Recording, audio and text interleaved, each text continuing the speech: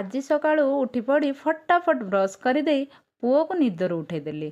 ମୁଁ ଯାଇ ଗୋବର ପାଣିରେ ବାହାର ଧୋଇ ଦେଇ ଆସିଲି। ପିଠା ସାଙ୍ଗକୁ କଫି ବନେଇ ଦେଇ ମୁଁ ଲାଗି ପଡ଼ିଲି ଲଞ୍ଚ ରେଡ଼ି କରିବା ପାଇଁ। ଭାତ ଆଉ ମିକ୍ସ ତରକାରୀ ଚୁଲାରେ ବସେଇ ଦେଇକି ସେସବୁ ସିଝିବା ଭିତରେ କାଟିଦେଲି ସାଲାଡ଼। ପୁଅ ପାଇଁ ସ୍ନାକ୍ସରେ ଟିକେ ଏପୁଲ କାଟିକି ସେଥିରେ ବିଟ୍ ଲୁଣ ଆଉ ଜିରା ଲଙ୍କା ଗୁଣ୍ଡ ମିଶାଇ ଦେଲେ ସେ ପୁରା ଟିଫିନ୍ ଫିନିଶ୍ କରିକି ଆସିବ। ମୁଁ ଚାଲିଲି ଗାଧୋଇବାକୁ। ଗାଧୋଇ ପାଧେଇ ବାହାରି ପଡ଼ିଲି ମନ୍ଦିର।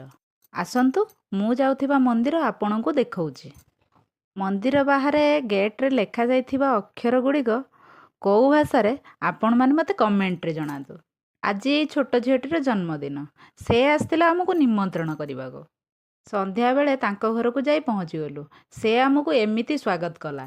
ତାପରେ କେକ୍ କାଟିଲୁ, ପୁରୀ ପନିର ତରକାରୀ ଖାଇ ଘରକୁ ଫେରିଲୁ। Good night.